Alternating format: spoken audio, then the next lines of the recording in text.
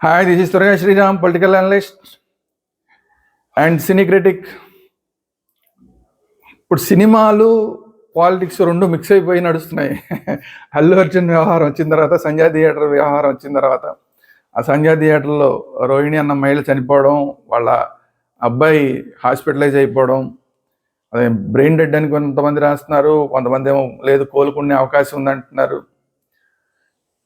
ఈ మొత్తం వ్యవహారంలో పోలీసులకి చాలా చెడ్డ పేరు రావడం, దీన్ని దృష్టిలో పెట్టుకుని అసలు ముఖ్యమంత్రి మీదే ప్రతిపక్షాలన్నీ దాడి చేయడం, రేవంత్ రెడ్డి గారు దానికి సమాధానం చెప్పాలన్న ఆతరంలో అసలు అసెంబ్లీలో అల్లు అర్జున్ని మాత్రమే కాకుండా మొత్తం సినిమా ఇండస్ట్రీని అందరినీ తిట్టిపోయడం, ఇదంతా జరిగిన తర్వాత సినిమా ఇండస్ట్రీకి ఒక రకమైన ఫ్రస్ట్రేషన్లోకి సినిమా ఇండస్ట్రీ మొత్తం వెళ్ళిపోయింది. అల్లు అర్జున్ని పలకరించడం ఏంటి, అందరూ వెళ్ళి ఆ బాధిత ఫ్యామిలీని పలకరించాలి కదా అని మాట్లాడి, ఏదైతే ముఖ్యమంత్రి స్థాయిలో రేవంత్ రెడ్డి గారు మాట్లాడాడో అప్పటి నుంచి అది వ్యక్తిగతమైన విషయం. ఎవరిని కలవాలి, ఎవరిని కలవకూడదు అనేది ముఖ్యమంత్రులు నిర్ణయించలేరు, లేదంటే రాజకీయ నాయకులు నిర్ణయించలేరు. ఎవరి వ్యక్తిగతం వాళ్ళది. సో అతన్ని ఎందుకు కలిసావు, వీళ్ళు ఎందుకు కలవలేదు అని మాట్లాడడానికి ఎంతవరకు నైతికత ఉంది? వాళ్ళ నైతికతను ప్రశ్నించే ముందు అసలు మన నైతికత ఏంటి అనేది కూడా రేవంత్ రెడ్డి గారు ఆలోచించుకుంటే బాగుండేది. అలా ఆలోచించకుండా అసెంబ్లీలో దుమ్మెత్తిపోయడం ఏదైతే, మొత్తం సినిమా ఇండస్ట్రీ పెద్దలందరినీ దుమ్మెత్తిపోయడం ఏదైతే ఉందో, దాంతో అందరిలోనూ ఫ్రస్ట్రేషన్ అనేది వచ్చింది. దానికి తగ్గట్టు ఆంధ్రప్రదేశ్ నుంచేమో ఆంధ్రప్రదేశ్కి వచ్చేయండి అని చెప్పి ఆహ్వానాలు వస్తున్నాయి. మొదట్లోనే చంద్రబాబు నాయుడు గారు అసలు మొదటి నుంచి కూడా సినిమా ఫ్రెండ్లీ ముఖ్యమంత్రి ఆయన గతంలో 2014, 2019లో ఆయన ఉన్నప్పుడే ప్రయత్నం చేశాడు, కానీ సినిమా ఇండస్ట్రీ వాళ్ళు రావడానికి ఇష్టపడాల. అప్పట్లోనే కొంత స్థలాలు ఇవ్వడానికి, ఎఫ్ఎన్సిసి కోసం విశాఖపట్నంలో ఒక ప్లేస్ ఇవ్వడం, ఇవన్నీ కూడా జరిగినాయి. కానీ అవేమి వర్కౌట్ కాల. స్థలాలు తీసుకున్నారు, ఎఫ్ఎన్సిసి కోసం స్థలం తీసుకున్నారు, కొంతమందికి స్థలాలు ఇచ్చారు, కానీ అవేమి అక్కడికి వచ్చి స్టూడియోలు పెట్టడం కానీ ఏమి జరగల. అది అయిపోయింది. తర్వాత జగన్మోహన్ రెడ్డి గారి ప్రభుత్వం అసలు సినిమా ఇండస్ట్రీకి ఆల్మోస్ట్ వ్యతిరేకంగా నడిచింది ఆయన 5 సంవత్సరాలు కూడా. సో ఇప్పుడు మళ్ళీ ఇక్కడ తెలంగాణలో సినిమా ఇండస్ట్రీకి వ్యతిరేకంగా ముఖ్యమంత్రి డైరెక్ట్గా మాట్లాడటం, అసలు ఇక నుంచి మీకు బెనిఫిషియల్ ఇవ్వం, బెనిఫిషియల్కి పర్మిషన్ ఇవ్వం, అలాగే టికెట్ రేజ్ పెంచుకోవడానికి కూడా అవకాశం ఇవ్వం అని చెప్పి ముఖ్యమంత్రి గారు మాట్లాడిన తర్వాత, మంత్రులు మాట్లాడిన తర్వాత, ముఖ్యమంత్రి గారు మాట్లాడిన వెంటనే ఇక మంత్రులందరూ కూడా తానా అంటే తందానా అని సినిమా ఇండస్ట్రీ పెద్దలందరినీ కూడా దుమ్మెత్తిపోసిన తర్వాత, ఇవన్నీ ఒక పక్కన తెలంగాణలో జరుగుతుంటే, ఇంకో రెండో పక్కనేమో ఉప ముఖ్యమంత్రిగా అక్కడ పవన్ కళ్యాణ్ గారు ఉన్నారు. Power star Pawan Kalyan, cinema industry వ్యక్తి. ఆయన ఇప్పుడు ఆంధ్రప్రదేశ్లో ఉప ముఖ్యమంత్రిగా ఉన్నారు.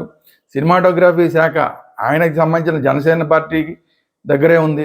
అంటే ఆల్మోస్ట్ పవన్ కళ్యాణ్ గారి చేతుల్లో ఉన్నట్టే లెక్క. ఇది కాక నాగబాబు గారు కూడా రాబోయే రోజుల్లో చాలా కొద్ది రోజుల్లోనే మంత్రి అవ్వబోతున్నారు.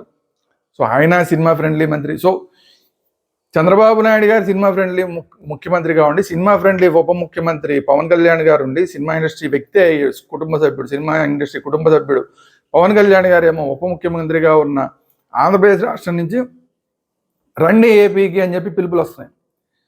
లేటెస్ట్గా తెలుగుదేశం పార్టీ ఆంధ్రప్రదేశ్ అధ్యక్షుడు పల్లా శ్రీనివాసరావు గారు కూడా ఆహ్వానించారు, రండి ఆంధ్రప్రదేశ్ రండి, ఇక్కడ షూటింగ్లు చేయండి, ఇవన్నీ చేయండి అని.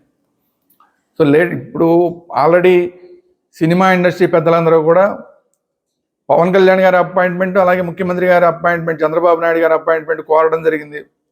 వాళ్ళ అపాయింట్మెంట్ ఎప్పుడు జరిగితే అప్పుడు వెళ్ళి మాట్లాడడానికి వీళ్ళు సిద్ధంగా ఉన్నారు. ఆ మాటల సందర్భంలో సినిమా ఇండస్ట్రీ కనుక ఇక్కడికి వస్తే బాగుంటుందని చెప్పి ముఖ్యమంత్రి ఉప ముఖ్యమంత్రి అంటే చంద్రబాబు నాయుడు గారు పవన్ కళ్యాణ్ గారు చెప్తారా?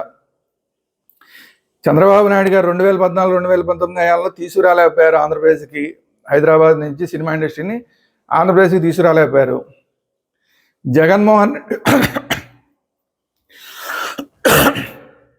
జగన్మోహన్ రెడ్డి గారి 5 సంవత్సరాల కాలంలో హైదరాబాద్ నుంచి సినిమా ఇండస్ట్రీని ఆంధ్రప్రదేశ్ తీసుకురాలేకపోయారు. అసలు ఇంట్రెస్ట్ కూడా చూపించలేదు.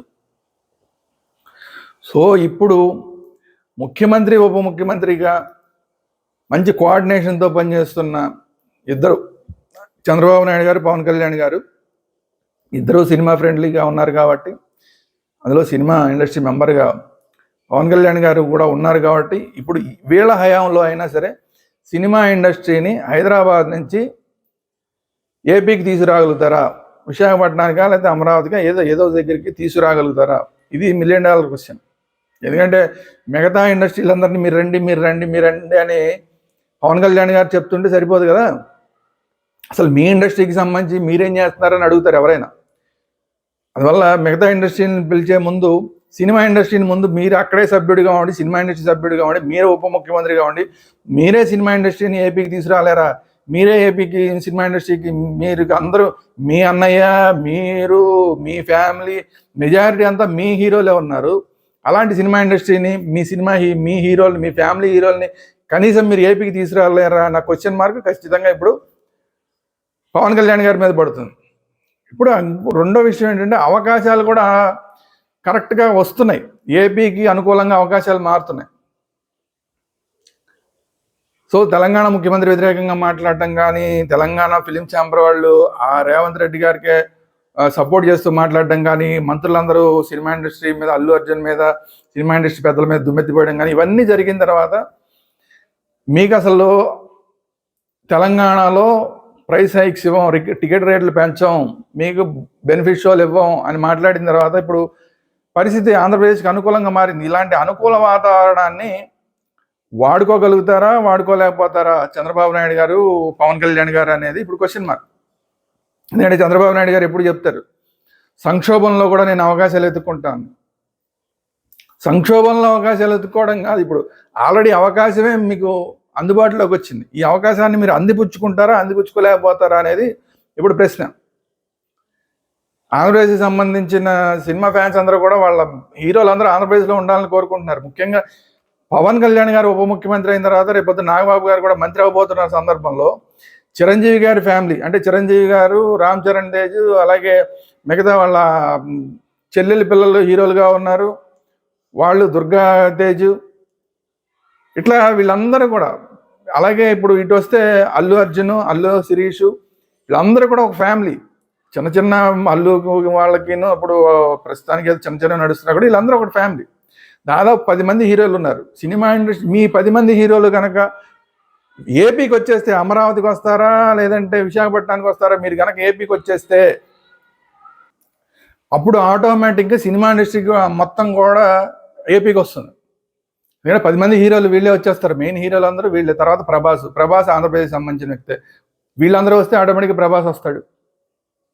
అట్లా ఇంకా ఏ హీరోని తీసుకున్నా, జగత్ బాబు గారి దగ్గర నుంచి మొదలుపెట్టి ఎవరిని తీసుకున్నా, జూనియర్ ఎన్టీఆర్ గారిని తీసుకున్నా, లేదంటే నానిని తీసుకున్నా, ఎవరిని తీసుకున్నా అందరూ మెజారిటీ అందరూ కూడా హీరోలంతా ఆంధ్రప్రదేశ్ సంబంధించిన వాళ్ళే.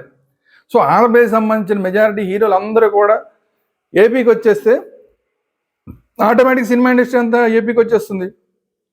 ఇక్కడ స్థలాలు ఇవ్వడానికి ప్రభుత్వం సిద్ధంగా ఉంది, స్టూడియోలు కట్టడానికి అనుకూలమైన వాతావరణాన్ని ఏర్పాటు చేయడానికి సిద్ధంగా ఉంది.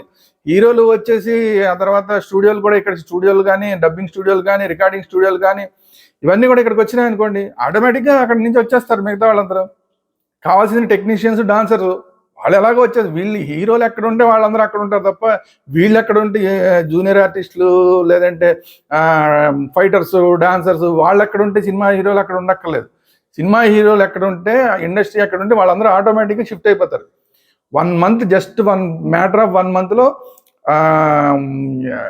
డాన్సర్స్ కానీ, లేదంటే ఫైటర్స్ కానీ, లేదంటే జూనియర్ ఆర్టిస్టులు కానీ ఆటోమేటిక్ షిఫ్ట్ అయిపోతారు. సో నిర్ణయం తీసుకోవాల్సింది మెజారిటీ హీరోలు, మెజారిటీ పెద్ద హీరోలు, ముఖ్యంగా చిరంజీవి గారు కనుక ఒక నిర్ణయాన్ని తీసుకుంటే ఇండస్ట్రీ ఆటోమేటిక్గా వచ్చేస్తుంది ఏపీకి. నాగార్జున గారు ఇక్కడ వాడే. సో ఇవన్నీ కూడా చాలా ఉన్నాయి. ఎవరైనా సరే ఆటోమేటిక్గా రావాల్సి వస్తుంది. చిరంజీవి గారు ముందు కదిలి, చిరంజీవి గారి ఫ్యామిలీ ముందు కదిలి, అల్లు అర్జున్ ఫ్యామిలీ కదిలితే ఆటోమేటిక్గా సినిమా ఇండస్ట్రీ మొత్తం ఏపీకి వస్తుంది. ఆ పనిని ఎప్పటి నుంచో ఎదురు చూస్తున్నారు ఆంధ్రప్రదేశ్ వాళ్ళు.